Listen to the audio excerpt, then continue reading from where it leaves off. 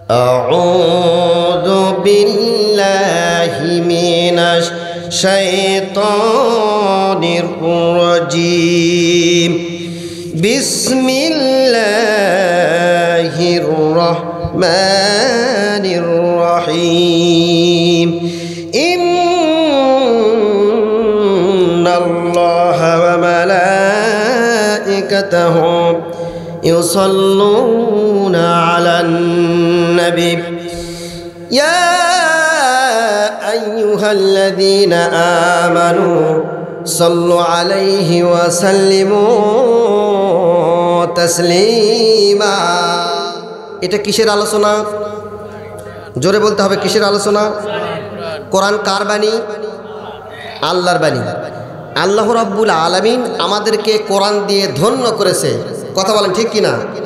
আচ্ছা, এই কোরআনের ভিতরে কোন বিষয় নাই? আপনারাই বলতেছেন এই কোরআনের ভিতরে সব বিষয় আছে। তাহলে এই কোরআন দিয়ে যদি রাষ্ট্র চলে, সমাজ চলে, দেশ চলে, তাহলে শান্তি আসবে কি আসবে না? জোরে বলেন, আসবে কি আসবে না? আজ দেখা যায় যে আমরা কোরআনের আইন, কোরআনের কথা আমরা শুধু মসজিদের ভেতরে সীমাবদ্ধ রেখেছি। কথা বলেন ঠিক কিনা? মসজিদের ভেতরে, মক্তবের ভেতরে, মাদ্রাসার ভেতরে আমরা শুধু কোরআনের কথাগুলো সীমাবদ্ধ রেখেছি, কিন্তু বাইরে আমরা কোরআন মানতে চাই না। কথা বলেন ঠিক কিনা? এই কোরআনে কি নাই? আল্লাহ রাব্বুল আলামিন সব এই কোরআনের ভেতরে দিয়েছেন। দিয়ে আল্লাহ পাক বলেছেন যে এই কোরআনের ভেতরে কোনো সন্দেহ নাই। এই কোরআনটা কি?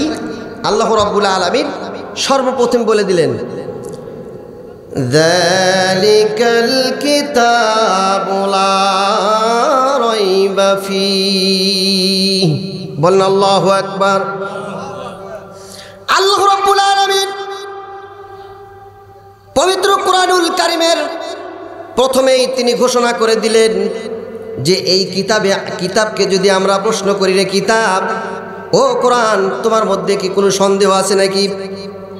কোরআন সঙ্গে সঙ্গে জবাব দিয়ে দিচ্ছেন, যালিকাল কিতাবু লা রাইবা ফীহি।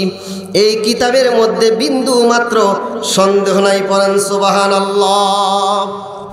তাহলে এই কিতাবের মধ্যে কোনো সন্দেহ নাই। আমরা সর্বপ্রথমে পেলাম এই কিতাবের ভেতরে কোনো সন্দেহ নাই। আল্লাহ রাব্বুল আলামিনকে আমরা জিজ্ঞাসা করলাম, রব্বুল আলামিন এই কিতাব তো আমাদেরকে দিয়েছেন, এই কিতাবটা কোন ভাষায় আপনি অবতীর্ণ করেছেন? আল্লাহ রাব্বুল আলামিনকে যদি আমরা প্রশ্ন করি, আল্লাহ জবাব দিয়ে দিচ্ছেন। আল্লাহ রাব্বুল আলামিন বলছেন, ওয়া কাযালিকা আওহাইনা ইলাইকা কুরআনান আরাবিয়ান লিতুনযিরা উম্মুল কুরা। পড়েন আল্লাহু আকবার। আল্লাহ রাব্বুল আলামিন নবীকে ডাক দিয়ে বললেন, ওগো নবীজি, আমি আপনার উপরে এইভাবে ওহী অবতীর্ণ করেছি, অর্থাৎ কোরআন নাজিল করেছি। এই কোরআন আমি আল্লাহ রাব্বুল আলামিন আরবি ভাষায় মক্কার বুকে আমি আল্লাহ রাব্বুল আলামিন আপনার উপরে প্রেরণ করেছি। পড়েন সুবহানাল্লাহ। তাহলে কোরআনকে আমরা জিজ্ঞাসা করলাম, কোরআন তোমার ভেতরে কোনো সন্দেহ আছে? কোরআন বলল, আমার ভেতরে কোনো সন্দেহ নাই। আবার কোরআনকে জিজ্ঞাসা করা হলো যে তুমি কোন ভাষায় নাজিল হয়েছ? কোরআন সেটাও জবাব দিয়ে দিলেন যে আমি আরবি ভাষায় নাজিল হয়েছি। উম্মুল কুরা। যাতে করে মক্কাবাসীদেরকে নবীকে বলে দিলেন, ওগো নবী, মক্কাবাসীদেরকে যেন আপনি সুন্দর করে আরবি ভাষায় আপনি যেন তাদেরকে, আপনার পার্শ্ববর্তী যারা আছে তাদেরকে আপনি যেন সুন্দর করে যেন তাদেরকে বুঝাতে পারেন। পড়েন আল্লাহু আকবার। আল্লাহ রাব্বুল আলামিন বললেন, ওয়ামান হাওলাহা, আপনার পার্শ্ববর্তী যারা আছে, অর্থাৎ সেই সময় মক্কা এবং মদিনার ভাষা ছিল হলো আরবি। কি ভাষা ছিল? এইদিকে তাকান, কি ভাষা ছিল? আরবি ভাষা ছিল। এই আরবি ভাষায় আল্লাহ রাব্বুল আলামিন কোরআন নাজিল করে বললেন, ওগো নবী, ওয়া তুনযিরা ইয়াউমাল জামি'i লা রাইবা ফি। চিৎকার দিয়ে বলেন আল্লাহু আকবার। আল্লাহ রাব্বুল আলামিন বললেন, ওগো নবীজি, আমি আপনার উপরে এই কোরআন নাজিল করেছি আপনি যেন পরকালে কিয়ামত সম্পর্কে, কিয়ামতের দিন সম্পর্কে আপনি যেন মানুষদেরকে সতর্ক করতে পারেন, যেই কিয়ামত সম্পর্কে কোনো সন্দেহ নাই। পড়েন আল্লাহু আকবার। কিয়ামত যে হবে এই সম্পর্কে আমাদের কারো কোনো সন্দেহ আছে? যদি সন্দেহ থাকে আমরা ঈমানদার, আমরা কিন্তু ঈমানদার না। তাহলে কিয়ামত সম্পর্কে আমাদের কোনো সন্দেহ নাই। কিয়ামত একদিন হবে। তবে কিয়ামতের সবচাইতে বড় বড় যেগুলো আলামত, এই আলামতগুলো আল্লাহ রসুল সাল্লাল্লাহু আলাইহি সাল্লাম হাদিস শরীফের ভেতরে বর্ণনা করেছে। এখন দেখেন এই সময়ে আমরা, প্রিয় বন্ধুরা আমার, সূর্য কোন দিকে ওঠে বলেন তো? কোন দিকে ওঠে? সূর্য পূর্ব দিক থেকে ওঠে। ডুবে কোন দিকে? পশ্চিম দিকে। আল্লাহ রাসূল সাল্লাল্লাহু আলাইহি সাল্লাম বলে সেই দিন সূর্য উঠবে পশ্চিম দিকে, পূর্ব দিকে অস্তমিত যাবে, পূর্ব দিকে ডুবে যাবে। হাইরে যখন ডুবে যাবে তখন মাগরিবের নামাজের আযান হবে। মুয়াজ্জিন সাহেব মসজিদে আযান দিবে। আযান দেওয়ার পরে একামতের নামাজের জন্য দাঁড়িয়ে যাবে। দাঁড়িয়ে যাওয়ার পরে মুয়াজ্জিন একামত দিবে। ইমাম সাহেব আল্লাহু আকবার তাকবীরে তাহরিমা বাঁধবে। বাঁধার পরে ইমাম সাহেব আর সূরা পড়তে পারতেছে না, সূরা কেরাত কিছুই পড়তে পারতেছে না। ইমাম সাহেব দাঁড়িয়ে আছে। মুসল্লিরা, বাবজিরা আমার, মুসল্লিরা পিছন থেকে তাকবীর দিবে, লোকমা দিবে যে ইমাম সাহেব আল্লাহু আকবার, আল্লাহু আকবার, আপনি কেরাত পড়ছেন না কেন? পড়েন আল্লাহু আকবার। প্রিয় বন্ধুরা আমার, লোকমা দিবে। এই সময় ইমাম সাহেব আর কথা বলতে পারবে না। ইমাম সাহেব সূরা তারাবি কিছুই আর বলতে পারবে না, শুধু দাঁড়িয়ে থাকবে। ইমাম সাহেব ওই রকম যখন 4-5 বার যখন মুসল্লিরা যখন লোকমা দিবে, লোকমা দিতে দিতেও কিন্তু আর সে সূরা কেরাত পড়তে পারতেছে না। ইমাম সাহেব নামাজের মুসাল্লা থেকে চলে আসবে। চলে আসার পরে নামাজের মুসাল্লা থেকে আসবে, আসার পরে পবিত্র কোরআন খুলবেন। কোরআন খুলে দেখবে, প্রিয় বন্ধুরা আমার, কোরআনের ভেতরে কোনো অক্ষর নাই, কোনো লেখা নাই। বলেন আল্লাহু আকবার। এই কিয়ামত সম্পর্কে আল্লাহ রাসূল সাল্লাল্লাহু আলাইহি সাল্লামকে বললেন, ওয়াতুনযিরু ইয়াউমাল জামি'i লা রাইবা ফি। পড়েন আল্লাহু আকবার। ওগো নবী, আপনি যেন ওই কিয়ামত সম্পর্কে, ওই কিয়ামতের জন্য আপনি যেন মানুষদেরকে সতর্ক করতে পারেন। পড়েন আল্লাহু আকবার। কিয়ামত সম্পর্কে যেন আপনি তাদেরকে কি করতে পারেন? সতর্ক করতে পারেন। প্রিয় বন্ধুরা আমার, এখানে যদি কোনো বক্তা এসে যদি অনর্গল যদি শুধু খালি ইংরেজি বকে, আপনারা বুঝবেন? বুঝবে না। কিছু সংখ্যক লোক বুঝবে আর কিছু সংখ্যক লোক বুঝবে না। কিন্তু মক্কার জমিনে সেই সময় আল্লাহ রাব্বুল আলামিন বুঝে নিলেন। সেই সময় মক্কা এবং মদিনার যে ভাষা ছিল, সেই ভাষাটার নাম ছিল হলো আরবি। কি ভাষা? আরবি ভাষায়।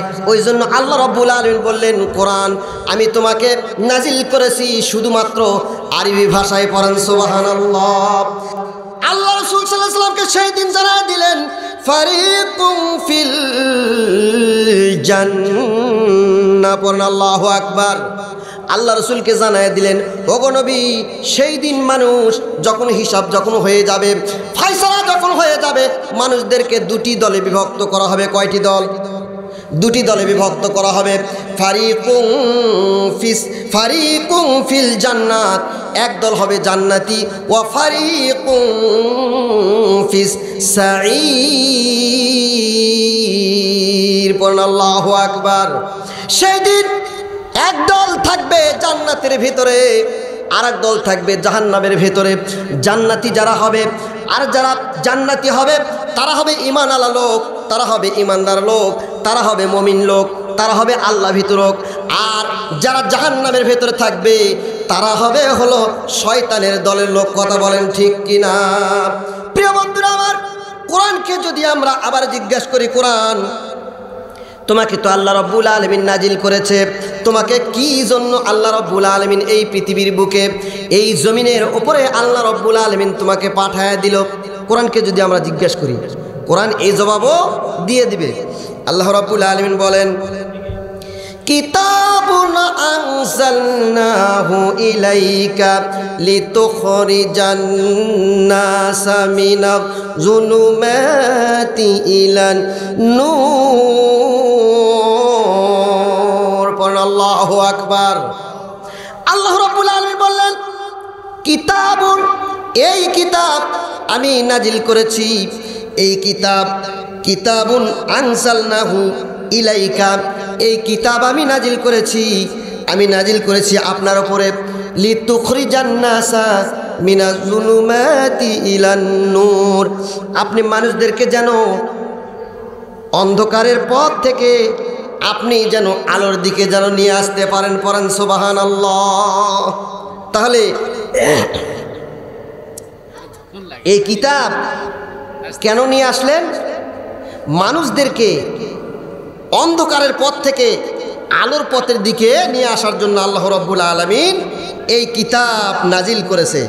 মিনাজ যুলুমাতি ইলান নূর, আল্লাহ মানুষদেরকে অন্ধকার থেকে বের করে আলোর দিকে নিয়ে আসা। এখন আসেন, অন্ধকার কি? অন্ধকার হলো সুদ খাওয়া, অন্ধকার হলো ঘুষ খাওয়া, অন্ধকার হলো জিনা ব্যভিচার করা, অন্ধকার হলো নামাজ না পড়া, অন্ধকার হলো শয়তানের পথে চলা, এগুলো হলো অন্ধকার। আর আলোর পথ কি? ওইগুলা থেকে, যেইগুলা থেকে আপনি বের করে নিয়ে আল্লাহ রাব্বুল আলামিন আপনাকে জান্নাতের পথ দেখায় দিবে, ওটাই হলো আলোর পথ। পড়েন সুবহানাল্লাহ। এখন আমরা আলোর পথে আসি কিনা, আমরা আলোর পথে আসছি কিনা একটু আমরা চিন্তা করে দেখি। প্রিয় বন্ধুরা আমার, আজ সমাজের দিকে তাকান, পরিবারের দিকে তাকান। কোন কোন পরিবার আছে বউ পিটায়, এমন পরিবার আছে না নাই? আছে কি না নাই? বউকে পিটায়, শুধু কথায় কথায় মারে। কথা বলেন, বউকে পিটায়। কি জন্য পিটায় সেটা কিন্তু আমরা কোরআন হাদিস দিয়ে খুঁজলাম না, কোরআনের দিকে তাকালাম না, হাদিসের দিকে তাকালাম না যে কি জন্য বউ পিটায় মানুষ। আপনার মেয়ের যখন বয়স হয়ে যায় তখন আপনার মেয়েকে কি করেন? কি করেন? বিবাহ দেন। বিবাহ দেওয়ার আগে হাদিস এবং কোরআন বলে, বিবাহ দেওয়ার আগে আপনাকে যেই কয়টি বিষয় লক্ষ্য রাখতে হবে, এই কয়টি বিষয়ের প্রতি আপনি গুরুত্ব দেন না, যার কারণে মেয়ে পরের বাড়িতে গিয়ে স্বামীর মার খায়। কথা বলেন ঠিক কিনা? এক নম্বর যেই কারণটা আমি আপনাদেরকে বলবো, যেই কারণটা সেটা হলো, আপনার মেয়েকে যখন বিবাহ দিবেন তখন কিন্তু আপনি ছেলেকে দেখেন না, ছেলের খোঁজ খবর নেন না। ওই গাঁজা খায় না, মদ খায় না, সুদ খায় না, নামাজ পড়ে না, কি করে, এটা কিন্তু আপনি দেখেন না। আপনি দেখেন সরকারি চাকরিজীবী, লক্ষ কোটিপতি, এইরকম দেখে কিন্তু আপনি বিবাহ দেন। কথা বলেন ঠিক কিনা? দেখা গেল সরকারি চাকরিজীবী দিয়ে আপনি বিয়ে দিয়েছেন, কিন্তু আপনি তার সঙ্গে তাল মিলাতে পারতেছেন না, আপনি ডিভেন্স দেননি, যৌতুক দেননি, এই জন্য আপনার মেয়েকে মারতেছে। কথা বলেন ঠিক কিনা? এইগুলো কারণ আমরা দেখি না। ধার্মিক অবস্থায় আমরা কোনো ছেলে যদি 5 ওয়াক্ত নামাজ আদায় করে, কি করে? 5 ওয়াক্ত নামাজ আদায় করে, হোক সে বাদাম বিক্রি করে খায়, হোক সে রিক্সা চালায় খায়, ওকে দিয়া আপনার মেয়েকে বিয়ে দিবেন, খোদার কসম করে বলি কোনো দিন ওই মেয়ে আপনার মার খাবে না। কথা বলেন ঠিক কিনা? এখন আসেন, সমাজের মধ্যে যেই পুরুষটা বউ পিটায়, এই পুরুষ ভালো না খারাপ? বলেন ভালো না খারাপ? ভালো নয়, কিন্তু এ কিন্তু জব্বর খারাপ। এ হলো ইতর, সবচেয়ে বড় ইতর। বউ পিটায়, ওর ভিতরে ইসলামের কোনো চিহ্ন, ইসলামের কোনো আইন কানুন, নামাজ নাই, রোজা নাই, হজ নাই, জাকাত নাই, কিচ্ছুই নাই। কথা বলেন ঠিক কিনা? প্রিয় বন্ধুরা আমার, বউ পিটায়। এখন বউকে যারা পিটায়, তার কারণে বউকে পিটানো জায়েজ আছে। কয় কারণ? বান্ধিগির মা বোনেরা ভালো করে শুনে রাখেন, এই 4 কারণ ছাড়া যদি আপনার স্বামী যদি আপনাকে পিটায়, আপনিও ধরে মারবেন, কোনো সমস্যা নাই। কি রাগ করলেন নাকি? এই 4 কারণ ছাড়া যদি কোনো স্বামী যদি তার স্ত্রীকে যদি পিটায়, আপনিও ধরে পিটাবেন। হয়তো বলবেন হুজুর এত বড় হুকুম আপনি কেমন করে দিলেন? হ্যাঁ, এই জন্য আমি দেব। ওই কন্যা সন্তান যখন তার পিতার বাড়িতে ছিল, আপনাকে যেমন আপনার বাবা যেমন সুন্দর করে লালন পালন করছে, অনুরূপ আপনাকে যেমন সুন্দর করে লালন পালন করছে, অনুরূপ ওই কন্যার বাবা সুন্দর করে তাকে লালন পালন করছে। কথা বলেন ঠিক কিনা? কষ্ট করে লালন পালন করে নাই। 4 কারণে বউ পেটা জায়েজ আছে। কয় কারণ? আল্লাহ রাসূল সাল্লাল্লাহু আলাইহি সাল্লাম বলেন, কোনো বউ যদি, কোনো নারী যদি ফরজ নামাজ যদি না আদায় করে, কি করে? ফরজ নামাজ যদি না আদায় করে, স্বামী তার বউকে পিটাতে পারবে। 2 নাম্বার, ফরজ রোজা যদি না রাখে, স্বামী তার এই রোজা না রাখার জন্য স্বামী কিন্তু বউকে পিটাতে পারবে। 3 নাম্বার, ফরজ পর্দা আদায় না করলে স্বামী কিন্তু বউকে পিটাতে পারবে। 4 নাম্বার, স্বামীর হুকুমগুলো, আল্লাহ রাব্বুল আলামিন যেই হুকুমগুলো হালাল, এই হুকুমগুলো যদি পালন না করে, এই 4 কারণে বউ পিটাবে। এই ছাড়া অন্য কোনো কারণে বউকে পিটানো যাবে। বুঝতে পারলেন আমার কথা? তাহলে কয় কারণে বউকে পিটানো যাবে? 4 কারণে বউকে পিটানো যাবে। এখন আল্লাহ রাসূল সাল্লাল্লাহু আলাইহি সাল্লাম বলেন, কেমন লাঠি দিয়ে বউকে পিটাবেন? কেমন লাঠি দিয়ে? আল্লাহ রাসূল সাল্লাল্লাহু আলাইহি সাল্লাম বলছেন, মিসওয়াক করার মতো 1.5 টাকর হবে, এইরকম লাঠি দিয়ে আপনার বউকে পিটাতে হবে। আল্লাহ রাসূল সাল্লাল্লাহু আলাইহি সাল্লাম বলেন, 4 জায়গায় নারীদের পিটানো জায়েজ নাই। 1 নাম্বার হলো মাথা। কি? মাথা। এখন দেখেন অনেক স্বামী আছে, রাগ করে, বাইরে থেকে রাগ করে এসে বইয়ের ওপরে সেই রাগ ঝাড়ে। কথা বলেন ঠিক কিনা? ওই ইসলামের কিছুই জানে না, ওই জন্য বইয়ের ওপরে রাগ ঝাড়ে, লাঠি একখান হাতে নেয়, বাড়ি দেয়, কোথায় লাগে কি সমাচার কোনো প্রকারের খোঁজ খবর করে না। কথা বলেন ঠিক কিনা? কোথায় মারে, কি করে, কোনো খোঁজ খবর নেয় না, বেদম সে মারে। অনেকে আবার পত্রিকায় দেখা যায় প্লাস দিয়ে ধরে, ওই মাথা ধরে প্লাস দিয়ে প্লাস মুখের মধ্যে ঢুকায় দিয়ে দাঁত কিন্তু তুলে ফেলে দেয়। দেয় কি দেয় না? এইরকম বউ পেটে কি পেটে না? পেটে। প্রিয় বন্ধুরা আমার মা বোনেরা, যারা আপনারা ওয়াজ শুনতেছেন, আপনারা রাজি থাকেন যে হুজুর যেই 4 কারণের কথা বলেছে, এই 4 কারণের জন্য আমরা পিটন খাইতে রাজি আছি, অন্য কোনো কারণে আমরা মার খাইতে রাজি নাই।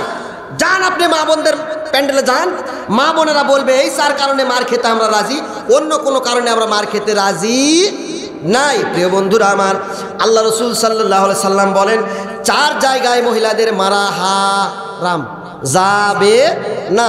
1 নাম্বার হলো মাথা, 2 নাম্বার হলো মুখ, 3 নাম্বার হলো বুক, 4 নাম্বার হলো পিঠ। এই কয় জায়গায় কিন্তু মারধর করা যাবে না।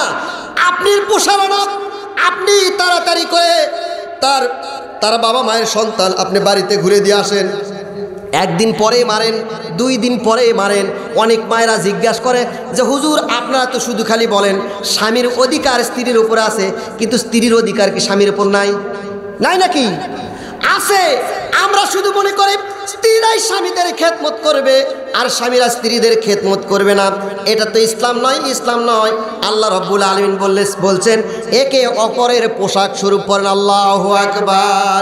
2 জনে যদি আমরা যদি মিলেমিশে যদি সমাজ করতে পারি, যদি সমাজ চালাতে পারি, যদি সমাজের ভেতরে যদি আমরা থাকতে পারি, আল্লাহ রাব্বুল আলামিন আল্লাহ রহমত ওই সমাজের ভেতরে দেবে। কথা বলেন ঠিক কিনা? আজ আমরা কোরআন থেকে দূরে সরে গেছি। কথা বলেন, কোরআন থেকে আমরা দূরে সরে চলে গেছি, হাদিস থেকে আমরা দূরে সরে চলে গেছি, যার কারণে সমাজের ভেতরে জিনা, ব্যভিচার, অন্যায়, অবিচার সব কিছু বৃদ্ধি পাচ্ছে। কথা বলেন ঠিক কিনা? প্রিয় বন্ধুরা আমার, ওই দিকে তাকান, নবীর যুগের দিকে তাকান। বিশ্বনবী মুহাম্মদ রাসূলুল্লাহ সাল্লাল্লাহু আলাইহি সাল্লামের সময়ের সমাজ ব্যবস্থা কেমন ছিল, রাষ্ট্র ব্যবস্থা কেমন ছিল? আমি যেই কথাগুলো বলবো, এই কথাগুলোর সঙ্গে কিন্তু আপনাদেরকে একত্রিত করে আপনাদেরকে আওয়াজ দিতে হবে। বলেন তো প্রিয় বন্ধুরা আমার, আল্লাহ রাসূল সাল্লাল্লাহু আলাইহি সাল্লাম যেই দেশে জন্মগ্রহণ করে ওই দেশটার নাম কি? মক্কা। কোন দেশ? মক্কা।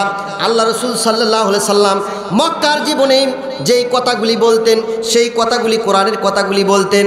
আল্লাহ রাসূল সাল্লাল্লাহু আলাইহি সাল্লাম বলতেন, লা ইলাহা ইল্লাল্লাহু মুহাম্মাদুর রাসূলুল্লাহ। সকলে পড়ি সাল্লাল্লাহু আলাইহি ওয়াসাল্লাম। খুব খেয়াল করে শুনবেন, কেবল আমি আলোচনার ভেতরে প্রবেশ করতেছি ইনশাআল্লাহ। প্রিয় বন্ধুরা আমার নবী, বিশ্ব নবী হযরত মুহাম্মদ রাসূলুল্লাহ সাল্লাল্লাহু আলাইহি সাল্লাম কোন দেশে জন্মগ্রহণ করে? মক্কায়। মক্কায় থাকতে থাকতে আল্লাহ নবী বিশ্ব নবী মুহাম্মদ রাসূলুল্লাহ সাল্লাল্লাহু আলাইহি সাল্লাম যখন এক আল্লাহর কথা যখন বললেন, এক নবী এক আল্লাহর কথা যখন বললেন, এক কালেমার কথা যখন বললেন, কোরআনের কথা যখন বললেন, তখন আবু জেহেল, উতবা, সাইবা, ওলীদ বিন মুগিরা সবাই আল্লাহ রসুলের পেছনে লাগিয়ে পড়লো। কথা বলেন ঠিক কিনা? এই আল্লাহ রসুলের পেছনে লাগার পরে বিশ্ব নবী মুহাম্মদ রাসূলুল্লাহ সাল্লাল্লাহু আলাইহি সাল্লামের উপরে নির্যাতন শুরু করে দিল, নির্যাতনের স্টিম রোলার শুরু করে দিল। এমন নির্যাতন তারা করলো, নির্যাতনের উপর নির্যাতন করতে করতে আল্লাহ নবী বিশ্ব নবী মুহাম্মদ রাসূলুল্লাহ সাল্লাল্লাহু আলাইহি সাল্লাম যখন সহ্য করতে পারছেন না, যখন আর জ্বালা সহ্য করতে পারছেন না, আল্লাহ রাব্বুল আলামিন হুকুম করলেন, নবীজি গো, আপনি তাড়াতাড়ি করে এদেশ ছেড়ে আপনি মদিনার বুকে চলে যান। পড়েন আল্লাহু আকবার। হাজারো ব্যথা বেদনার পরে ফিরে আসনি তুমি আপন ঘরে, দিনের আলো তুমি ছড়িয়ে দিতে, চলে গেলে মদিনায় মক্কা ছেড়ে, হে রাসূল তোমাকে ভুলি আমি কেমন করে, হে রাসূল তোমাকে ভুলি আমি কেমন করে। কে না কে দিন প্রচারের কাজে নিজেকে দিয়েছ বিলিয়ে, তায়েফের কাফেরেরা চিনল না সে আলো, দুষ্ট ছেলেদের পিছু দিল লেলিয়ে। পাথরের আঘাতে কত বিক্ষত হয়ে সারা শরীর থেকে রক্ত ঝরে, হে রাসূল তোমাকে ভুলি আমি কেমন করে, হে রাসূল তোমাকে ভুলি আমি কেমন করে। আল্লাহু আকবার বলেন। তাহলে রাসূল সাল্লাল্লাহু আলাইহি সাল্লামের উপরে যখন অত্যাচার যখন বেশি শুরু হয়েছে, তখন আল্লাহ রাসূল মক্কা থেকে মদিনায় হিজরত করেছে। কথা বলেন ঠিক কিনা? বর্তমানেও কোরআনের জন্য ইসলামী দলের উপরে যে অত্যাচার, যে নির্যাতন চলেছিল গত 15-16 বছরে, যে নির্যাতন চলেছে, এই নির্যাতনের কারণে ইসলামী আন্দোলনের লোকগুলো রাতের পর রাত, দিনের পর দিন বন জঙ্গলে কাটিয়েছে। কথা বলেন ঠিক কিনা? কোরআনের কথাগুলো ঠিক মতো বলতে পারে নাই। কথা বলেন ঠিক কিনা? 15ই আগস্টের পরে আল্লাহ রাব্বুল আলামিন আমাদেরকে এমন একটা পরিস্থিতি দান করেছে, খোলামেলায় আমরা কোরআনের কথাগুলো বলতে পারতেছি। কথা বলেন ঠিক কিনা? আল্লাহ রাব্বুল আলামিন বললেন, বেশি স্বৈরাচারী হয়ো না, বেশি অত্যাচারী হয়ো না, বেশি অত্যাচার করো না। এই অত্যাচার যারা করবে, বর্তমানে যারা করবে, আগেও যারা করেছিল আবু জেহেল, উতবা, সাইবা, এখন বর্তমানে যারা এই কোরআনের বিপক্ষে যারা চলবে, ওরাও হলো আবু বকর, ওরাও হলো সেই আবু জেহেল, উতবা, সাইবা, ওলীদ বিন মুগিরার গোষ্ঠী। কথা বলেন ঠিক কিনা? প্রিয় বন্ধুরা আমার, আল্লাহ রসুলের উপরে যখন অত্যাচার শুরু হয়ে গেল, মক্কা থেকে মদিনায় হিজরত করলেন। মক্কা থেকে মদিনায় যাওয়ার পরে বিশ্বনবী হযরত মুহাম্মদ রাসূলুল্লাহ সাল্লাল্লাহু আলাইহি ওয়াসাল্লাম যখন মক্কার বুকে যখন ইসলাম প্রচার করতেছিলেন, যখন আবু জেহেল, উতবা, সাইবা, ওলীদ বিন মুগিরা তারা যখন কয়েকজন কাফেরদেরকে নিয়ে, বেঈমানদেরকে নিয়ে যখন আলোচনা করতেছে কিভাবে মুহাম্মদ সাল্লাল্লাহু আলাইহি ওয়াসাল্লামকে খতম করে দেওয়া যায়, শেষ করে দেওয়া যায়, হত্যা করা যায়, এইরকম পরিস্থিতি যখন তারা গ্রহণ করলো, করার পরে মিটিং যখন শেষ হয়ে গেল, দারুন নদওয়ার বৈঠক যখন শেষ হয়ে গেল, শেষ হওয়ার পরে ওলীদ বিন মুগিরা বাড়িতে গেছে। বাড়িতে যাওয়ার পরে ওলীদ বিন মুগিরা করছে কি, তার পকেট থেকে সুন্দর একটা মূর্তি বের করছে। কি বের করছে? মূর্তি বের করে যখন টেবিলের ওপরে যখন রেখে দিয়েছে, রেখে দেওয়ার পরে ওলীদ বিন মুগিরাকে ওই মূর্তি হাত নাড়াইতেছে আর মাথা নড়াচ্ছে, বলতেছে, রে ওলীদ বিন মুগিরা, বিশ্বনবী মুহাম্মদ রাসূলুল্লাহ সাল্লাল্লাহু আলাইহি সাল্লাম এ যাবতে যা কিছু বলেছে সব কিছু মিথ্যা। পড়েন নাউজুবিল্লাহ। কে? ওলীদ বিন মুগিরা, মুনাফিকদের সর্দার। এই মুনাফিকদের সর্দার বাড়িতে যাওয়ার পরে পকেট থেকে যখন মূর্তিটা যখন বের করে টেবিলের উপর রাখলো, রেখে যখন তার গায়ের পোশাক খুলে বিছানায় যাবে, এমন সময় মূর্তি বলতেছে, ওলীদ বিন মুগিরা, জানো মুহাম্মদ সাল্লাল্লাহু আলাইহি ওয়াসাল্লাম যা কিছু বলছে সব কিছু মিথ্যা। ওলীদ বিন মুগিরা একদম ঝাড়িয়ে দাঁড়াইছে যে ব্যাপার কি রে, মূর্তি কথা বলে। হ্যাঁ, এবার যখন ওলীদ বিন মুগিরা যখন মূর্তির কাছে যখন গেলেন, যাওয়ার পরে মূর্তি এবার মাথা নাড়তেছে আর হাত দিয়ে বলতেছে মুহাম্মদ সাল্লাল্লাহু আলাইহি ওয়াসাল্লাম যা কিছু এনেছে, যা কিছু বলছে সব কিছু মিথ্যা। পড়েন নাউজুবিল্লাহ। ওলীদ বিন মুগিরা আর দেরি নয়, সাথে সাথে মূর্তি নিয়ে দৌড় আবু জেহেলের বাড়িতে। আবু জেহেলের বাড়িতে গিয়া বলতেছে নেতাজি নেতাজি শুনছেন? বলে কি হয়েছে ওলীদ বিন মুগিরা? যে এই মুহূর্তে এই মূর্তিটা আপনাকে এমন খবর দিবে যেই খবর মক্কার ঘরে ঘরে পৌঁছায় দিলে মুহাম্মদ সাল্লাল্লাহু আলাইহি ওয়াসাল্লামকে মানুষেরা অপমান করবে। পড়েন নাউজুবিল্লাহ। আচ্ছা, মূর্তি যদি আপনার সামনে কথা বলে আপনি কি অবিশ্বাস করতে পারবেন? ওর ভিতরে তো কিছুই নাই, মূর্তি কথা বলতেছে। এবার আবু জেহেল করলো কি, ওলীদ বিন মুগিরাকে বলল যে তুমি এলাকায় ঘোষণা দিয়ে দাও আগামীকাল সকাল 10টার সময় মুহাম্মদ সাল্লাল্লাহু আলাইহি ওয়াসাল্লামকে একটা স্টেজের উপরে দাঁড় করানো হবে আর এই মূর্তি নিয়ে যাওয়া হবে। মূর্তি নিয়ে গিয়ে ওই মূর্তি যদি সাক্ষ্য দেয় মুহাম্মদ সাল্লাল্লাহু আলাইহি ওয়াসাল্লাম যা কিছু এনেছে সব কিছু মিথ্যা, তাহলে মুহাম্মদ সাল্লাল্লাহু আলাইহি ওয়াসাল্লামকে মক্কা থেকে বের করে দেওয়া হবে, না হয় হত্যা করা হবে। পড়েন নাউজুবিল্লাহ। এই যখন তারা পৌঁছলে এই কথায় পৌঁছার পরে তারা ওই মূর্তি নিয়ে চতুর্দিকে কাফির বেঈমানদেরকে ঘোষণা দিল আর বলে দিল আগামীকাল 10টার সময় মুহাম্মাদের বিচার হবে। বলে কি বিচার? এই মুহাম্মাদের এমন একটা বিচার হবে, এই বিচারের জন্য মুহাম্মদ সাল্লাল্লাহু আলাইহি সাল্লাম আর এক আল্লাহর কথা বলতে পারবে না। পড়েন নাউজুবিল্লাহ। রাসূল সাল্লাল্লাহু আলাইহি সাল্লাম গভীর চিন্তায় মগ্ন হয়ে আছেন। হাইরে কি হবে কালকে, আগামীকাল যে আমার কি অবস্থা হবে আল্লাহই ভালো জানেন। রব্বুল আলামিনের কাছে প্রিয় নবী হযরত মুহাম্মদ সাল্লাল্লাহু আলাইহি সাল্লাম সিজদায় পড়ে গেলেন। রব্বুল আলামিন কি অবস্থা হবে আল্লাহ রব্বুল আলামিন জানিয়ে দিলেন। চুপ থাকো বন্ধু আমার, তুমি খালি নিস্তব্ধ মেরে তোমাকে যেই জায়গায় কাফেররা যেতে বলে সেখানে যাবে। পড়েন আল্লাহু আকবার। বিশ্বনবী মুহাম্মদ রাসূলুল্লাহ সাল্লাল্লাহু আলাইহি সাল্লাম পরের দিন সকালবেলা কাফেররা যখন তাকে ডাকতে আসলো, প্রিয় নবী হযরত মুহাম্মদ সাল্লাল্লাহু আলাইহি সাল্লাম তাদের সঙ্গে গেলেন। গিয়ে দেখে বিরাট একটা স্টেজ সাজাইছে, বিরাট বড় একটা জায়গা তারা তৈরি করছে। আর এই জায়গার ভেতরে হাজার হাজার কাফের বেঈমান, লক্ষ লক্ষ কাফের বেঈমানরা চতুর্দিকে দাঁড়ানো আছে। বিশ্বনবীকে সামনে নিয়ে মাঝখানে নিয়ে স্টেজের উপরে দিয়া এইবার ওই মূর্তিকে বলতেছে, মূর্তি বলো তো মুহাম্মদ সাল্লাল্লাহু আলাইহি সাল্লাম এ যাবতে যা কিছু নিয়ে এসেছে, যা কিছু নিয়ে আসবে, যা কিছু বলেছে, যা কিছু বলবে সব কিছু কি? সবাই একটু জিকির করেন লা ইলাহা, জোরে লা ইলাহা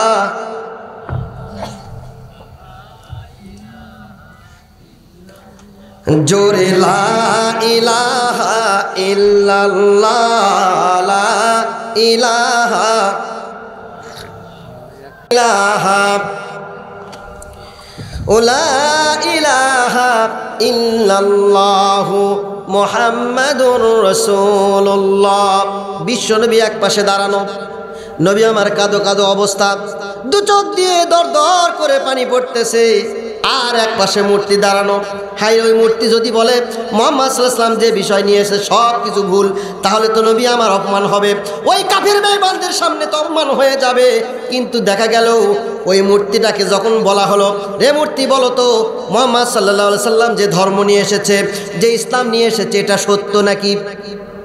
এবার যখন মূর্তির দিকে যখন ইশারা করা হলো, ইশারা করার সঙ্গে সঙ্গে মূর্তি বলতেছে লা ইলাহা ইল্লাল্লাহু মুহাম্মাদুর রাসূলুল্লাহ সাল্লাল্লাহু আলাইহি ওয়াসাল্লাম। প্রিয় বন্ধুরা আমার, যেই মূর্তিটা ওলীদ বিন মুগিরার কাছে থাকার সময় বলেছিল যে মুহাম্মদ সাল্লাল্লাহু আলাইহি ওয়াসাল্লাম যা কিছু নিয়ে এসে সব কিছু মিথ্যা, আবার ওই মূর্তি বলতেছে লা ইলাহা ইল্লাল্লাহ মুহাম্মদ সাল্লাল্লাহু আলাইহি ওয়াসাল্লাম যা কিছু নিয়ে এসেছে সব কিছু সত্য। এর কারণ অতীব গুরুত্বপূর্ণ। আমি এর ওয়াজের শেষ সলিউশনে ঘটনাটা বলবো ইনশাআল্লাহ। প্রিয় বন্ধুরা আমার, বিশ্বনবী মুহাম্মদ রাসূলুল্লাহ সাল্লাল্লাহু আলাইহি সাল্লাম মসজিদে নববীতে বসা। কোথায় বসা? মসজিদে নববীতে বসা। হযরতে বেলাল এসে বলতেছে, ইয়া রাসূলুল্লাহ, ইয়া হাবিবাল্লাহ, আপনি কি মক্কা মদিনার খবর জানেন নাকি? বলতেছে বেলাল কি খবর বলো, কি খবর তোমার বলো। বলতেছে ইয়া রাসূলুল্লাহি ইয়া হাবিবাল্লাহ, আপনি কি আপনার কলিজার টুকরা ফাতেমার খবর আপনি কি জানেননি? প্রিয় নবীর কাছে এসে যখনই মা ফাতেমার খবর যখন জানতে চাইছে, মা ফাতেমার কথা যখন বেলাল রাদিয়াল্লাহু তাআলা আনহু আল্লাহ রসুলের কাছে বললেন, বলার পরে বলতেছে বেলাল আমার ফাতেমার কি হয়েছে রে, তাড়াতাড়ি বলো কি হয়েছে আমার ফাতেমার।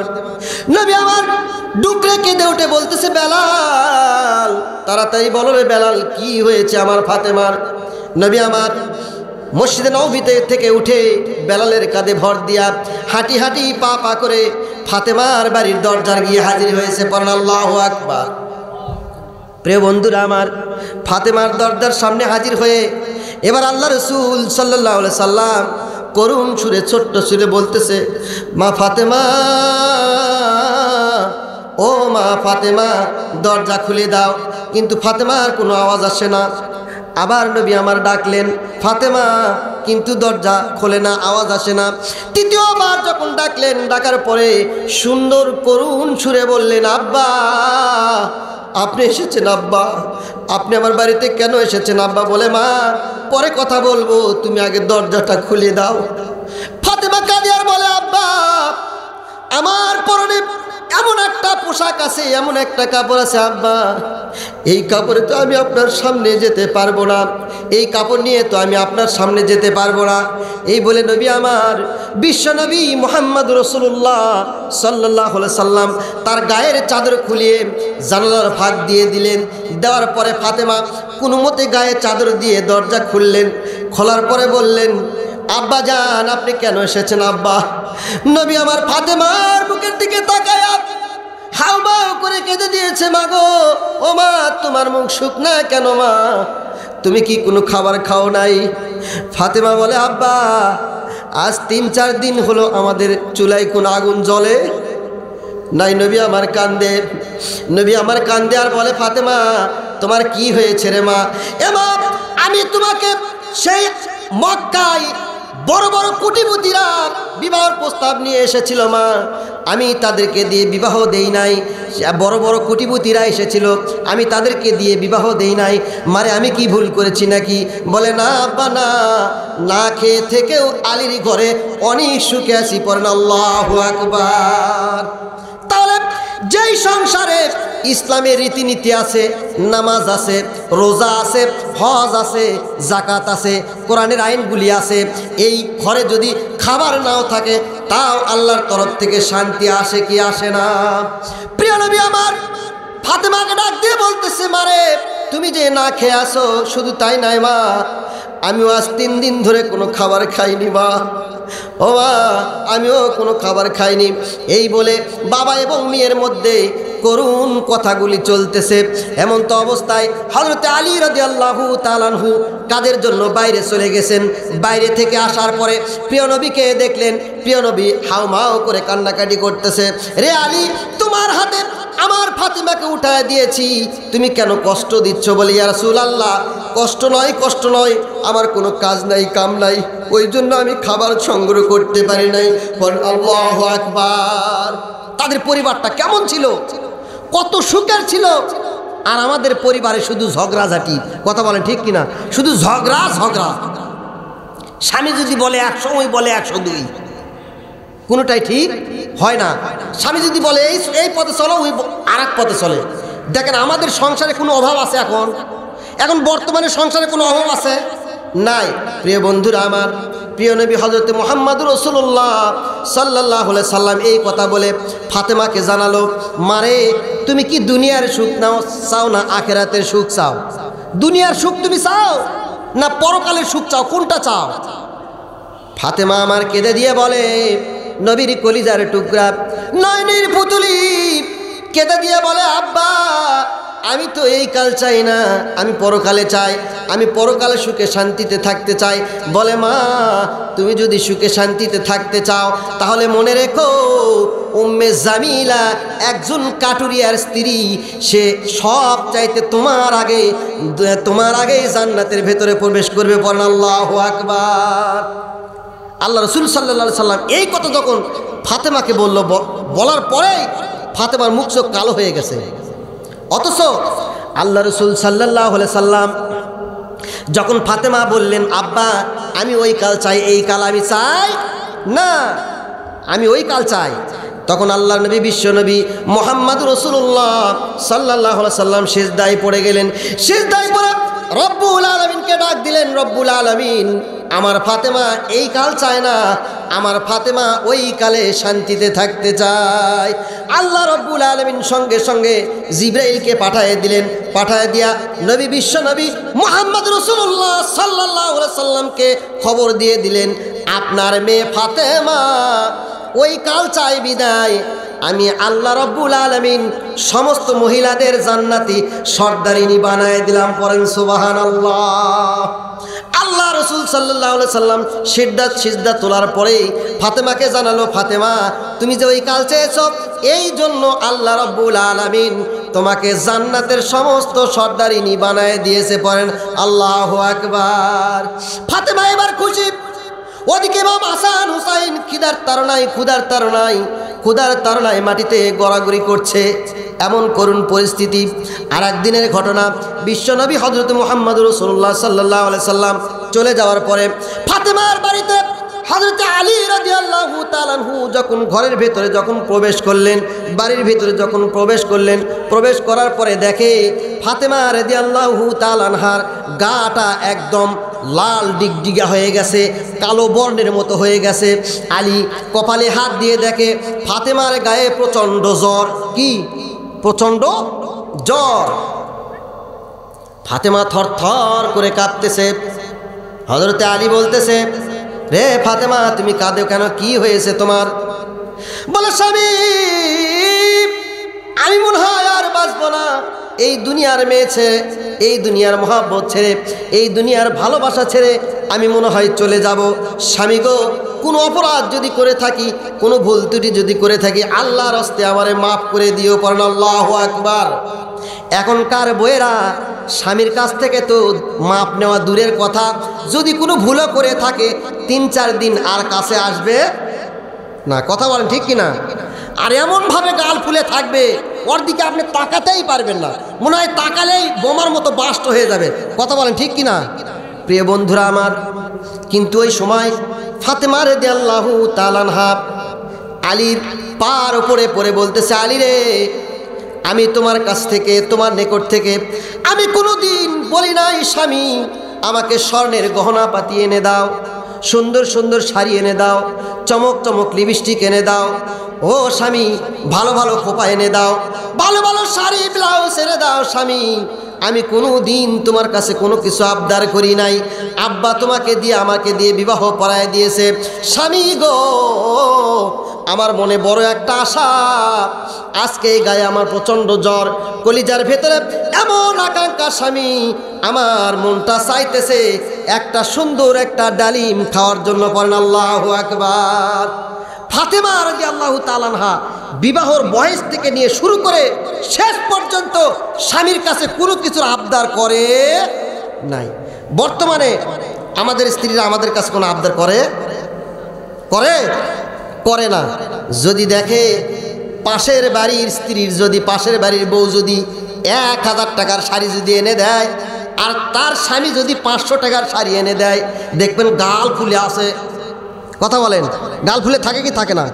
কয় ওর স্বামী কয়েক টাকা কামাই করে 1000 টাকার শাড়ি এনে দিয়েছে, আর তুমিও কামাই করো, তুমি আমাকে মাত্র 500 টাকার শাড়ি দিলে, সারা জীবন তুমি আমাকে কিচ্ছুই দিতে পারলো না, খালি কষ্ট আর কষ্ট আর কষ্ট। নাশকরি করে কি করে না? করে। প্রিয় বন্ধুরা আমার, কিন্তু ফাতেমার করুণ জীবন দেখেন। ও মা ফাতেমার মতো যদি তুমি তোমার জীবনটা যদি সাজাইতে পারো, মা ফাতেমার মতো যদি তোমার আমলগুলো তুমি করতে পারো, ওই মা ফাতেমার সঙ্গে তুমি জান্নাতে বসবাস করবেন। কথা বলেন ঠিক কিনা? প্রিয় বন্ধুরা আমার, হযরতে আলীর কাছে যখন এই আবদার যখন করলো, স্বামী গো সুন্দর একটা ডালিম খাওয়া, আমার কলিজা চাচ্ছে, আমাকে একটা ডালিম এনে দাও। হযরত আলী রাদিয়াল্লাহু তাআলা আনহু কথা শোনার সঙ্গে সঙ্গে মুখটা মলিন হয়ে গেছে। হাই রে, বউ আমার বলে কি, আমার স্ত্রী আমাকে বলে কি, সারা জীবন আমার কাছ থেকে কোনো কিছু খাবার চাই নাই, আজকে একটা ডালিম খাইতে চাইছে। এই ডালিমটা যদি আমি না নিয়ে এসে দিতে পারি, আমার চাইতে অধম আর পৃথিবীতে কেউ নাই। কোনো রকম কষ্ট করে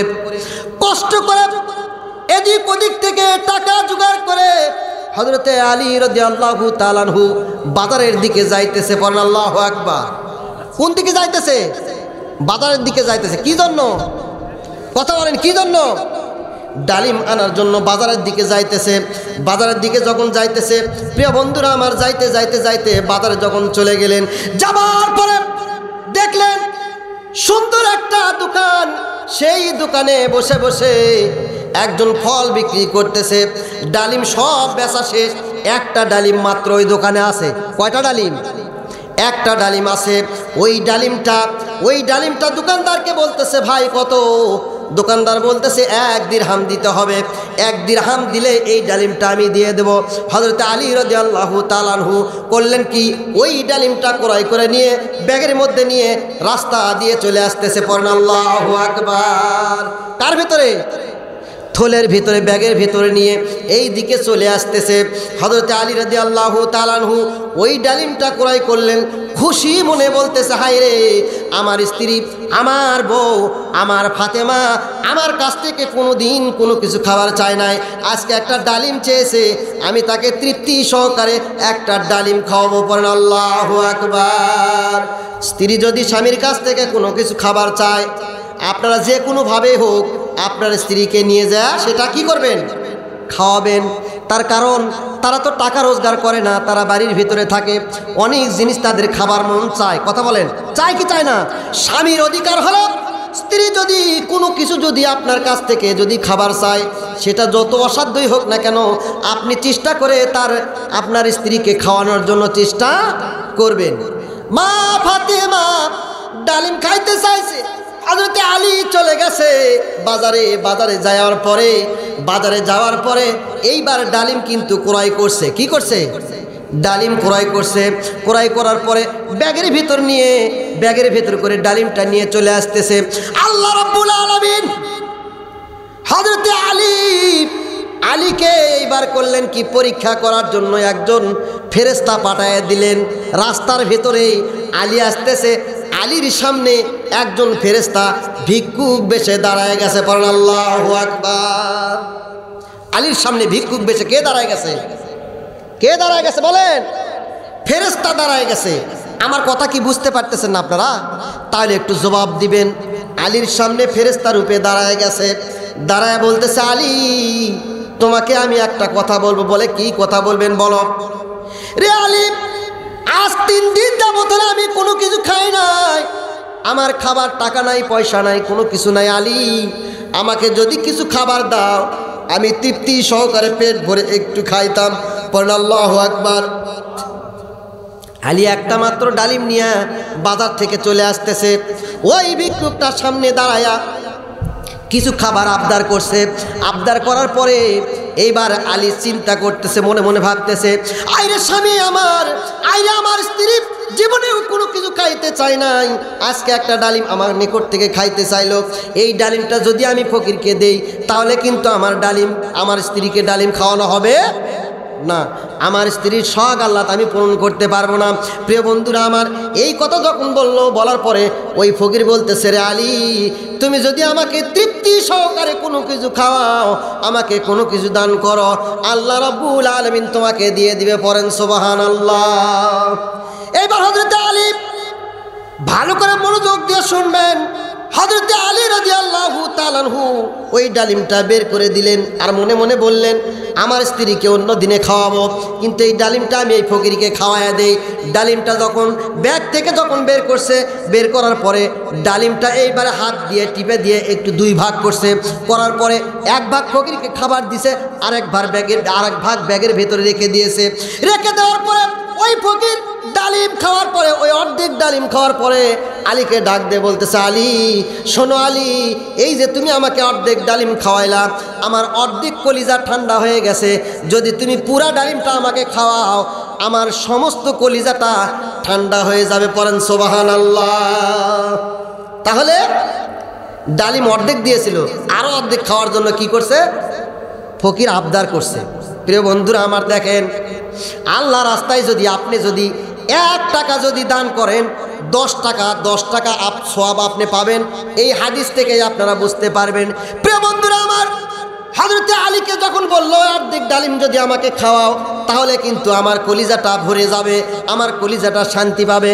হযরতে আলী তার স্ত্রীর কথা ভাবলেন না, ফাতেমার কথা ভাবলেন না, ডালিমটা ব্যাগ থেকে বের করে দিলেন। দিয়ে এবার ফকির খাওয়ার পরে বলতেছে, রব্বুল আলামিন তোমাকে উত্তম যাজা দান করবে, পড়েন সুবহানাল্লাহ। হযরতে আলী খালি ব্যাগ নিয়ে যখন বাড়িতে যখন চলে আসলো, আসার পরে প্রিয় বন্ধুরা আমার যখন বাড়িতে আসলো, আসার পরে দেখে ফাতেমার মুখটা মলিন। রাত তখন 10টা বাজে। হযরতে আলী এবং ফাতেমা দুইজনই যখন মুখোমুখি হতেছে, কেউ কাউকে সর্বে লজ্জায় কিছু বলতে পারে না। ফাতেমা এখন চিন্তা করতেছে, হাইরে স্বামীকে যদি আমি ডালিমের কথা বলি, স্বামী যদি ডালিম না নিয়ে এসে থাকে তাহলে অপমান হবে। আর আলী চিন্তা করতেছে, হাইরে ডালিম খেতে চেয়েছিল, আমি যদি ডালিমের কথা না বলি তাহলে আমার স্ত্রী মন খারাপ করবে। এই জন্য কেউ কারোর সাথে কথা বলতেছে না, দুইজনেই চুপ করে আছে। এইরকম যখন রাত 10টা, 11টা, 12টা বাজে, দুইজনেই যখন ঘুমিয়ে পড়েছে, ইমাম হাসান হুসাইন সবাই যখন ঘুমিয়ে পড়েছে, আমার প্রিয় বন্ধুরা ওই ফকির কিন্তু দোয়া করে দিয়েছিল, রে আলী, আল্লাহ তোমাকে উত্তম যাজা দান করে দিবে, পড়েন সুবহানাল্লাহ। রাত 12টার সময়, গভীর রাত্রি, রাত 1টা 12টার সময়, 12টা 1টার সময় হযরতে আনাস রাদিয়াল্লাহু তাআলা আনহু আল্লাহ রাসূলের দরবারে, হযরতে আল্লাহ রাসূল সাল্লাল্লাহু আলাইহি ওয়াসাল্লাম আনাসকে ডাক দিতেছে, আনাস, রে আনাস, তুমি কোথায়? তাড়াতাড়ি করে চলে আসো। প্রিয় বন্ধুরা আমার, আল্লাহ রাস্তায় দিলে কি হয় দেখেন। ওই রাত্রে রাত 12টার সময় একজন ডালিম বাগানের মালিক, তার ডালিম হয়েছে, সেই বাগানে ডালিম পেকেছে, সুন্দর সুন্দর ডালিম, সবচাইতে সেরা 10টা ডালিম হযরতে আনাস রাদিয়াল্লাহু তাআলা আনহু রাসূল সাল্লাল্লাহু আলাইহি সাল্লামের কাছে এনে দিলেন আর বললেন, ইয়া রাসূলুল্লাহি, ইয়া হাবিবাল্লাহ, এই 10টা ডালিম এই রাত 12টায় আপনার দরবারে হাদিয়া স্বরূপ অমুক ব্যক্তি পাঠাইছে, পড়েন আল্লাহু আকবার। কয়টা ডালিম? 10টা ডালিম। কয়টা? আরো জোরে বলেন, কয়টা? 10টা ডালিম। এই 10টা ডালিম ব্যাগের ভেতরে দিয়া হযরত আনাস রাদিয়াল্লাহু তাআলা আনহুকে বললেন, রে আনাস, দেরি করো না, এখন রাত 1টা বাজে, আমার মা ফাতেমা হয়তো না খেয়ে হয়তো ঘুমায় গেছে, আমার কলিজার টুকরা, আমার কলিজার নয়নের পুতুলি ইমাম হাসান হুসাইন মনে হয় ঘুমায় গেছে, তাড়াতাড়ি এই 10টি ডালিম নিয়ে তুমি আলীর বাড়িতে চলে যাও, পড়েন আল্লাহু আকবার। হযরত আলী রাদিয়াল্লাহু তাআলা আনহু করলেন কি, আনাস রাদিয়াল্লাহু তাআলা আনহু যখন আলীর বাড়িতে যখন আসতেছিল, প্রিয় বন্ধুরা আমার, মস্করা করার জন্য ওই ব্যাগ থেকে 10টা ডালিমের ভেতর থেকে 2টা ডালিম একটু সরে রেখেছে, পড়েন আল্লাহু আকবার। রাস্তার ভেতরেই ওই আনাস রাদিয়াল্লাহু তাআলা আনহু ডালিম নিয়ে আসতেছে, আস্তে আস্তে ওই ব্যাগের ভেতর থেকে 2টা ডালিম সরে রাখছে। রাখার পরে রাত 1টার সময় হযরত আলীর দরজায় এসে হযরত আনাস রাদিয়াল্লাহু তাআলা আনহু ডাক দিতেছে, আলী, তাড়াতাড়ি করে ওঠো। হযরত আলী চিন্তা করে, এত গভীর রাত্রে থেকে কোথা থেকে আসলো, কিভাবে আসলো, কেমন করে আসলো। এবার ওই আলী রাদিয়াল্লাহু তাআলা আনহু রাসূল সাল্লাল্লাহু আলাইহি সাল্লাম বলে দিছে যে হযরত আলীর দরজায় গিয়ে তুমি এই 10টি ডালিম উবুড় হুকুন সহ এই মুহূর্তে নিয়ে যাও। আনাস রাদিয়াল্লাহু তাআলা আনহু ওই দরজায় আসার পরে যখন বলছে আলী দরজা খোলো, দরজা খুলে আলীর হাতে যখন ওই থলে থেকে যখন থলে সহ যখন 8টি ডালিম যখন আলীর হাতে তুলে দিয়েছে, আলীর হাতে তুলে দেওয়ার পরে আলী এবার আনাস রাদিয়াল্লাহু তাআলা আনহুকে বলতেছে, আল্লাহ রাসূল কয়টা ডালিম পাঠাইছে? কয়টা ডালিম পাঠাইছে? জোরে বলেন, কয়টা? 10টা। কিন্তু হযরতে আলী ব্যাগের ভেতরে গুনে দেখে 8টি ডালিম। কয়টা? আল্লাহ রাসূল সাল্লাল্লাহু আলাইহি সাল্লাম হাদিসের ভিতরে বসেছে, হাদিসের ভিতরে বর্ণনা করেছে কেউ যদি একটি টাকা যদি আল্লাহ রাস্তায় যদি দান করে, আল্লাহ রাস্তায় যদি খরচ করে, তাহলে আল্লাহ রাব্বুল আলামিন তাকে 10 গুণ দান করবে। পড়েন আল্লাহু আকবার। কয় গুণ দান করবে? আরো জোরে বলেন, কয় গুণ? এর প্রমাণ হলো প্রিয় নবীজি সাল্লাল্লাহু আলাইহি সাল্লাম 10টি ডালিম পাঠাইছে। আনাস রাদিয়াল্লাহু তাআলা আনহু কয়টি ডালিম দিলেন? কথা বলেন, কয়টি? আপনারা কি মনোযোগ দিয়ে শুনতেছেন নাকি? তাহলে ভুল বলেন কেন? সবাই একটু তাকবীর দেন তো, লিল্লাহে তাকবীর। এই তাকবীরে কাম হবে না, আরো ধরে লিল্লাহে তাকবীর। আল কোরআনের আলো। ওই সাইডের লোক কথাই বলে না, বারে কোন কথা? এত জোরে কথা বলতে কথা বলে না কেন? আল্লাহর কথা বললে কি গুনাহ হবে না পাপ হবে? কথা বলেন, গুনাহ হবে না নেকি হবে? জোরে বলেন, কি হবে? নেকি হবে। তার আল্লাহর কথা বলতে এত কার্পণ্যতা কেন? আবার দেখি লিল্লাহে তাকবীর। আল কোরআনের আলো, আল হাদিসের আলো। এই ঘরে ঘরে জ্বালাই তো সর্বনাশ করছেন। 15-16 বছর ধরে ঘরত জ্বালাইছেন। ঘরত জ্বালাতে জ্বালাতে জ্বালাতে ঘরের বউ পর্যন্ত পালিয়ে গেছে। কথা বলেন ঠিক কিনা প্রিয় বন্ধুরা আমার? তাহলে আল্লাহ রাস্তায় যদি দান করেন, তাহলে 1 টাকা দান করলে কয় টাকা পাওয়া যাবে? 10 টাকা পাওয়া যাবে। প্রিয় বন্ধুরা আমার, এই হাদিসটাই হলো তার চিরন্তন সত্য। হযরত আনাস রাদিয়াল্লাহু তাআলা আনহু যখন 8টি ডালিম যখন নিয়ে এসে দিলেন, 8টি ডালিম নিয়ে এসে দেওয়ার পরে হযরতে আলী দেখে ব্যাগের ভেতরে 8টা ডালিম। কয়টা ডালিম? 8টা ডালিম। হযরতে আলী সঙ্গে সঙ্গে ব্যাগটি হযরতে আনাস রাদিয়াল্লাহু তাআলা আনহুর হাতে ফিরিয়ে দিলেন যে যাও, এই ডালিম আমার জন্য নয়, এই ডালিম অন্য কারো হতে পারে, আমার জন্য নয়। তার কারণ ফাতেমা যখন 1টি ডালিম যখন খেতে চেয়েছিল, আমি তাকে 1টি ডালিম খাওয়ানোর জন্য আমি বাজার থেকে আনতেছিলাম, কিন্তু ফাতেমাকে খাওয়াই নাই, আমি আল্লাহ রাস্তায় ওইটা ভিক্ষুককে দান করে দিয়েছি। ওই রাতে আল্লাহ রাব্বুল আলামিন আমার জন্য যেই ডালিম পাঠাবে, একটা ডালিমের পরিবর্তে অবশ্যই অবশ্যই আমার জন্য 10টি ডালিম চলে আসবে। পড়েন আল্লাহু আকবার। কয়টা ডালিম আসবে? 10টি ডালিম আসবে। আল্লাহর ওপর কত বিশ্বাস! এবার হযরতে আলী আনাস রাদিয়াল্লাহু তাআলা আনহুকে বললেন যে যাও, এই ডালিম নিয়ে চলে যাও, এই ডালিম আমার নয়, এই ডালিম আমার নয়। হযরতে আনাস রাদিয়াল্লাহু তাআলা আনহু লজ্জা পেয়ে গেছে, শরম পেয়ে গেছে। হযরতে আলীর হাত ধরে বলতেছে, ভাই, আল্লাহ রাসূল সাল্লাল্লাহু আলাইহি সাল্লাম তোমার জন্য আল্লাহ রাসূল বাজেট করে 10টি ডালিমই পাঠাইছে, কিন্তু আমি তোমার সঙ্গে মশকরা করে আমি 2টি ডালিম সরে রেখেছিলাম। এই নাও তোমার 10টি ডালিম। পড়েন আল্লাহু আকবার। চিৎকার দিয়ে বলেন আল্লাহু আকবার।